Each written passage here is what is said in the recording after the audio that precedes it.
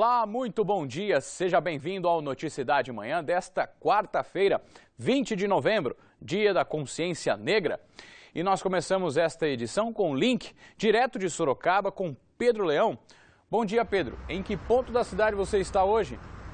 Bom dia, Fernando. Bom dia a todos que acompanham o Noticidade Manhã. Hoje eu estou aqui bem próximo à rodovia Raposo Tavares, na altura do quilômetro 100. E neste feriado de Dia da Consciência Negra na cidade, a situação do trânsito é essa aqui, ó. Raposo Tavares, tranquila, motorista não encontra dificuldade nos dois sentidos, tanto quem vai para Itapetininga, tanto no sentido contrário, quem pretende seguir em direção a São Paulo e a Castelinho. Tranquilo também é a vida do motorista que segue pelo sistema Anhanguera Bandeirantes e pela Castelo Branco. Já em Tatuí, no sentido capital da rodovia Antônio Romano Esquincariol, no quilômetro 111, o motorista deve ficar atento a obras na pista. E aí, neste quilômetro, a rodovia terá a faixa 2 interditada. Fernando.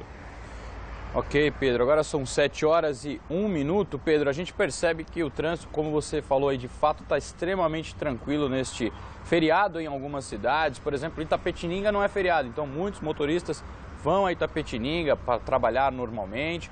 A notícia do trânsito é sempre fundamental e importante. Mas, como eu sei que você é um repórter que não se contenta com poucas informações, eu sei que você preparou muita coisa para a gente aí. É isso mesmo, Fernando. Daqui a pouco, no próximo bloco, eu vou falar sobre cursos gratuitos no final de semana no SESI de Sorocaba e ainda tem a programação do Dia da Consciência Negra em Votorantim. Tá vendo? Acertei. Eu sabia que você não ia nos decepcionar. Obrigado, Pedro. Daqui a pouco a gente volta. Tá certo.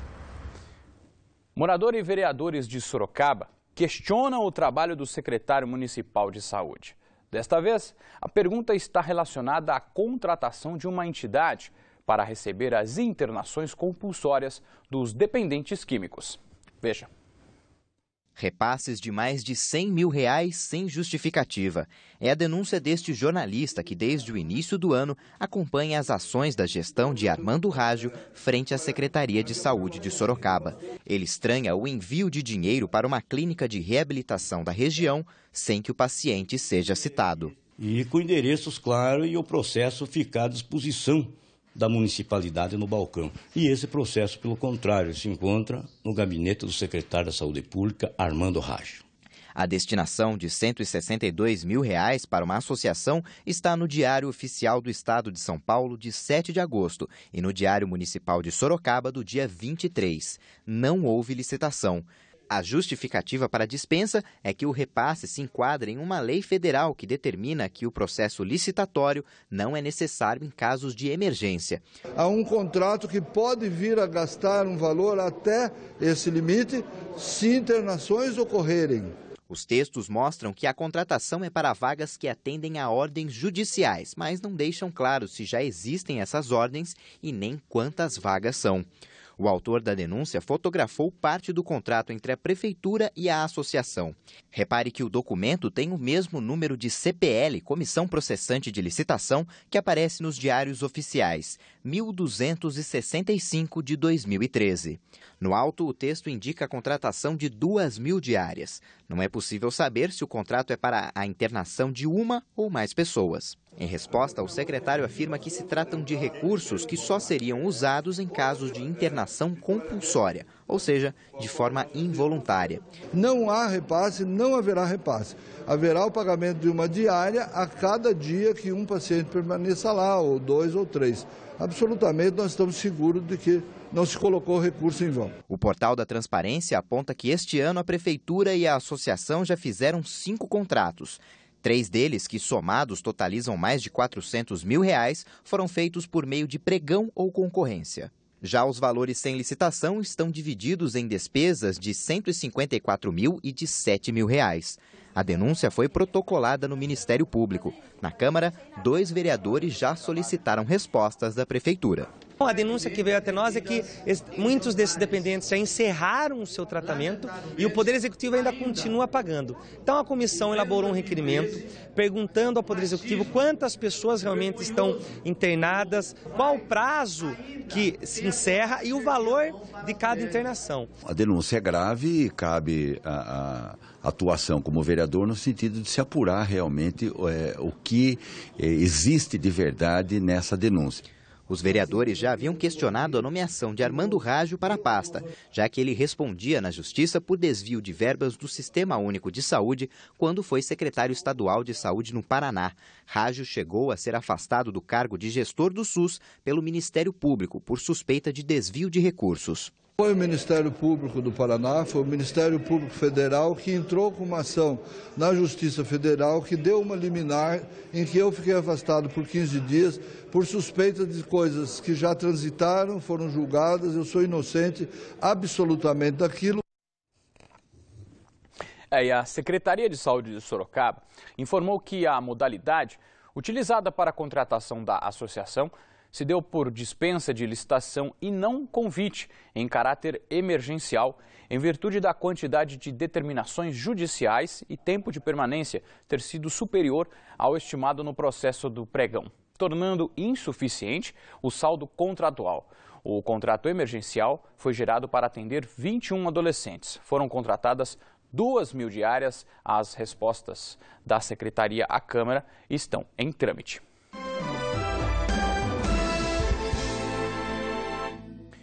7h09. Falta de respeito, limite, educação. Apesar do dia ser em comemoração à consciência negra, família de Sorocaba busca ajuda para resolver caso de racismo. Uma outra situação constrangedora é o bullying. O pai não se conforma com a situação do filho mais velho e por isso procurou nossa equipe de reportagem. Ele conta que o menino de 13 anos tem sofrido nas mãos dos colegas de classe. As agressões são físicas e psicológicas. Ele é especial e as crianças aí perturbam ele, usam palavras que acreditamos que nenhuma criança precisa ouvir, como, por exemplo, você é possuído ou louco. O pai matriculou o outro filho na mesma classe na tentativa de acabar com as agressões, mas o bullying continuou. O irmão protege ele nessa relação. O problema é que também acaba sofrendo o bullying e a agressão por conta disso. O aluno frequenta a Escola Estadual Zélia Dulce de Campos Maia, na zona norte de Sorocaba. Para a família, o colégio não é preparado para a inclusão social. Também não existem profissionais adequados para lidar com a situação. Eu acho que um psicólogo na escola e um corpo docente treinado seria bom para todas as crianças e eliminaria em muito essas agressões que as crianças sofrem. A instituição, que tem outros 7 alunos com algum tipo de deficiência, desconhece a agressão sofrida pelo garoto. A mim causa estranheza, porque eu acho que se acontece isso com um filho meu, eu iria na escola imediatamente. E nós não fomos notificados de nada disso, nem de quem estava na sala de aula. Entendeu? Não houve nem comentário de que houve essa briga. Segundo a diretora, só nos últimos 3 meses o aluno começou a apresentar ataques e orientou os pais a tomar providências. Há 2 semanas eu recebi o pai por mais de 1 hora, conversando muito com ele para que leve essa criança ao médico, para ter um diagnóstico de um especialista, para nos trazer um laudo, para depois nós podermos encaminhar para um atendimento específico. A escola estadual possui mais de 1.000 alunos do 1º ao 6º ano e a diretora garante: os professores são capacitados para lidarem com as situações de bullying. É feito todo um trabalho em sala de aula sobre o assunto. Quando ocorre algum problema nesse sentido, né? Os professores trabalham com o assunto, mostrando a todos que isso é um crime, né? Problemas em escolas não são raros. Do outro lado da cidade, outra situação envolve menores dentro da sala de aula. Dona Merlin se preocupa com o racismo sofrido pela filha de 12 anos na Escola Municipal Leonor Pinto Tomás e também nos procurou. A menina foi ofendida e machucada por outro aluno. Ela voltou do intervalo, quando chegou na sala, todo o material jogado no chão, e ela falou: quem jogou esse material, né? Daí o menino falou que foi ele que jogou e que ele não ia erguer, que ela que erguesse, que ele queria que ela saísse daquele local que a professora pediu que ela sentasse e voltasse para essa sala. Daí ela falou assim: não, eu não vou sair daqui. Se você não sair, você vai levar um soco. Mas ela não acreditou que isso ia acontecer. E realmente ele bateu nela. O caso foi registrado na Delegacia da Infância e Juventude como injúria racial. A família fez questão de descrever as palavras que teriam sido ditas pelo outro aluno dentro da sala de aula. Ele falou que para me voltar para a senzala. A mãe deixou clara a indignação. As aulas que poderiam ser prazerosas se transformaram em transtornos. Realidade que ela não imaginou que a filha pudesse enfrentar nos dias atuais. A gente está, assim, muito decepcionado, né? Em saber que nos tempos de hoje ainda existe uma coisa dessa, sabe? Porque, meu Deus, como que vai ser o amanhã? Me sinto bem, por causa que eu nunca fiz nada para ele. Esta psicóloga pede atenção aos responsáveis por crianças e adolescentes que sofrem algum tipo de abuso psicológico, como bullying, preconceito ou racismo. Na maioria das vezes, a vítima não relata o acontecido, o que pode fazer com que mude o comportamento. A nota escolar é um pouco mais baixa, né? Um pouco de irritabilidade em casa, sintomas de não querer ir à escola mesmo, né? Esses sintomas indicam, sim, que alguma coisa está acontecendo e isso que está acontecendo foge daquilo que é previsto na escola. Se comprovado o problema, só será amenizado com apoio psicológico. Ele vai fazer uma análise apurada do que está acontecendo, em que grau isso está acontecendo. Segundo o delegado Fábio Laino Cafisso, o bullying não é classificado como crime, e sim ato infracional e injúria. Quando o ato é praticado de forma insistente e expõe a vítima a vexame ou constrangimento, a pena varia de 6 meses a 2 anos. O responsável pode registrar queixa na Delegacia da Mulher. Quanto ao caso de racismo, a Secretaria da Educação de Sorocaba, por meio de nota, disse que toda a situação de denúncia envolvendo o cotidiano dos alunos é discutida por meio do orientador pedagógico, junto com a equipe gestora da unidade escolar, e que não há divulgação externa do fato para a preservação tanto da escola quanto dos envolvidos. 7h17. Ativistas divulgaram um vídeo na internet do segundo ataque ao Instituto Royal em São Roque, que aconteceu na semana passada. Na madrugada do dia 13, cerca de 40 pessoas renderam os 3 vigias e arrombaram várias salas. O grupo usou luvas para não deixar impressões digitais. Foram levados ratos e camundongos. O Instituto Royal já estava desativado. O laboratório foi invadido pela primeira vez em outubro, quando 178 cães da raça Beagle foram furtados por ativistas. E ainda sobre o assunto de testes em animais, a Câmara de Sorocaba aprovou nesta terça-feira um projeto de lei que impõe limites a este tipo de procedimento na cidade. Se sancionado, o projeto de lei de autoria do vereador Francisco Martinez vai proibir o uso de animais somente em algumas áreas da indústria química. Ele vem a proibir qualquer uso de animal em relação à fabricação de cosmético, de creme, sabonete, enfim, a não ser que seja em situação para uso científico, para remédio, vacina. A iniciativa surgiu depois do caso dos Beagles de São Roque, divulgado internacionalmente. Há um mês, ativistas invadiram o Instituto Royal e resgataram 180 cães usados em testes e pesquisas. 15 dias depois, o Instituto encerrou as atividades no município.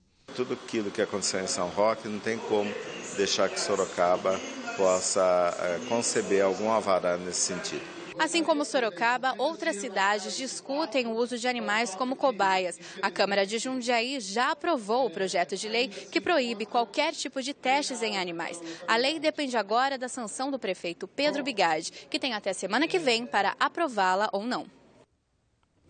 A quarta-feira será de sol com muitas nuvens. A gente tem imagens ao vivo de Sorocaba, onde as temperaturas devem variar entre 17 e 30 graus.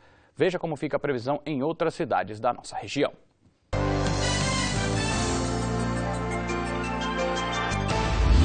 Em Tietê, mínima de 20 e máxima de 33 graus, mesma máxima prevista para Jundiaí. Em Jumirim, as temperaturas variam entre 20 e 30 graus, máxima de 31 em Itapetininga. Olha só que bacana, o SESI de Sorocaba vai realizar o Sábado do Saber, Educação e Crescimento. Durante o evento serão oferecidos cursos à comunidade. E quem tem outros detalhes desta iniciativa é novamente o Pedro Leão. Fernando, são 210 vagas e divididas em 3 cursos. Um curso de alimentação saudável, o outro de educação financeira e o último de artigos natalinos. E para falar sobre este assunto eu converso agora com Ana Cláudia Fagundes, agente de atividades socioculturais. Ana Cláudia, bom dia. Você pode falar um pouquinho mais do que cada curso vai oferecer?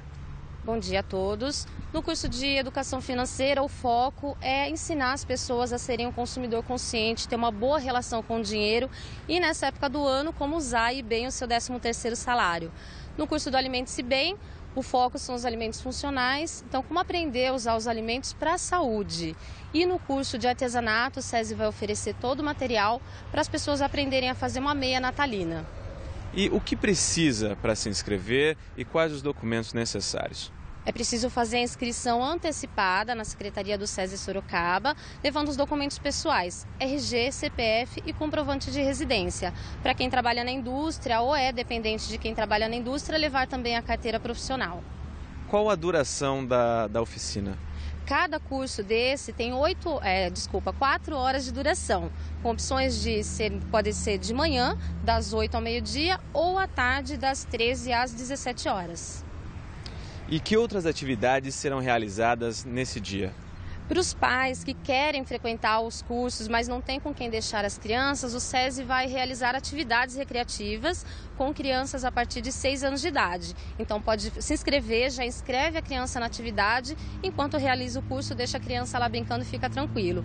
Além disso, nós vamos ter auxiliares de enfermagem, fazendo aferição arterial e teste de glicemia, tudo gratuito. Os cursos são todos grátis. Tá ok, muito obrigado pelas informações. As inscrições vão até sexta-feira e podem ser feitas na Secretaria do SESI, que fica na Rua Duque de Caxias, 494, no bairro Mangal.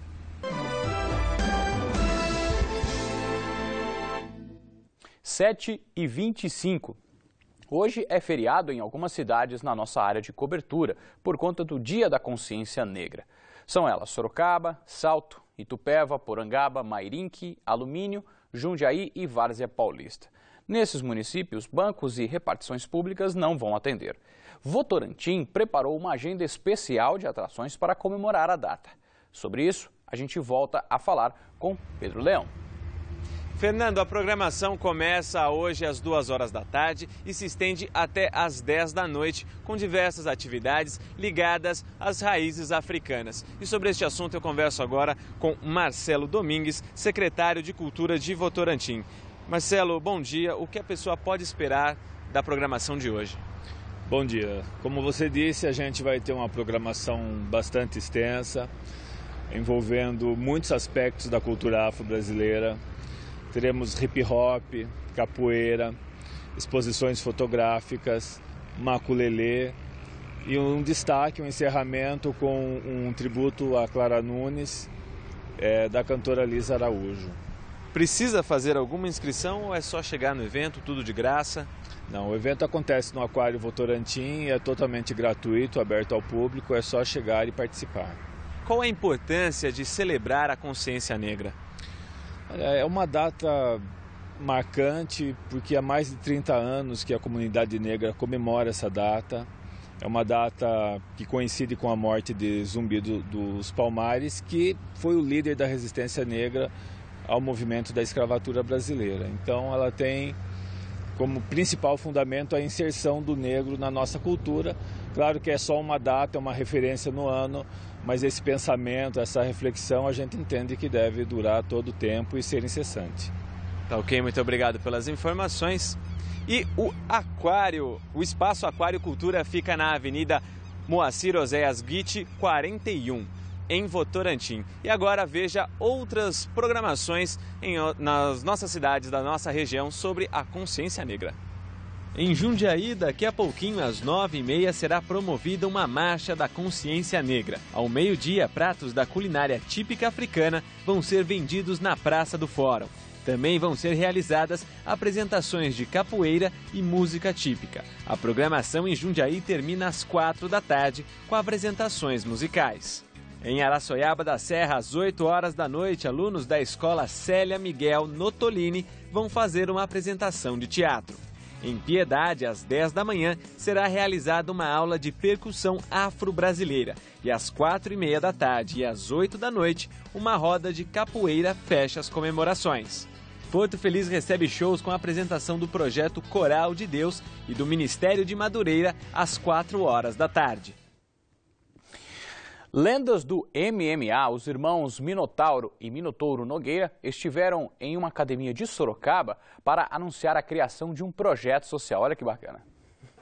Essas pessoas estavam reunidas para treinar com duas lendas das lutas. O ex-campeão dos pesados do UFC, Rodrigo Minotauro, e o irmão Rogério Minotouro. O evento também contou com a participação do lutador de Sorocaba do UFC, Rafael Feijão. Mas o treino teve que esperar. O dia era para anunciar um projeto social na cidade, voltado para atender 60 crianças. A gente quer poder estar dando essa oportunidade, abrindo espaço para todo mundo poder ter um lugar ao sol. Para os irmãos Nogueira, passar os valores das artes marciais aos menores é fundamental. Vai dar um treinamento de alto nível para a garotada, para eles conhecerem os golpes do esporte, as maneiras, os sabores da vitória e da derrota também, aprender com a própria derrota. Usar o esporte como meio de interação social. Você vê essas crianças como melhora na parte de comportamento, nota da escola, a disciplina que a arte marcial dá. E a criançada realmente se espelha neles. Olha a quantidade de gente em cima dos lutadores. Sorte do Vinícius, de 11 anos, que ganhou um autógrafo na luva. Eu vi ele e falei pro meu pai, eu vou ter que fazer essa luta. Quer ser um campeão também? Quero, muito ainda. O coração tá mil. É muito importante, né, a gente poder ver o calor dos fãs, né, da torcida em si, né? Depois de esperar toda a tietagem de autógrafos e fotos, chegou a hora dos atletas treinarem com uma lenda. Enquanto Minotauro passava lições às crianças e mulheres, Minotouro ensinava golpes firmes aos homens. E quem suou a camisa, aprovou. Pega pesado mesmo, é altíssimo nível, cara. Estamos treinando com os melhores do mundo, né? Uma honra, né? 1, 2, 3. Olha, dá até vontade de aprender. Participe dos nossos telejornais, envie sugestões de reportagem pelo site tvsorocaba.com.br ou pelo telefone 3238-8804. O código é o 15. O Noticidade Manhã fica por aqui. Outras notícias da região você acompanha à 1 da tarde no Manchetes Noticidade. E a gente encerra esta edição com imagens ao vivo da rodovia Raposo Tavares em Sorocaba. Uma ótima quarta-feira para você e a sua família. Se for feriado na sua cidade, aproveite o dia de descanso, saúde e sucesso!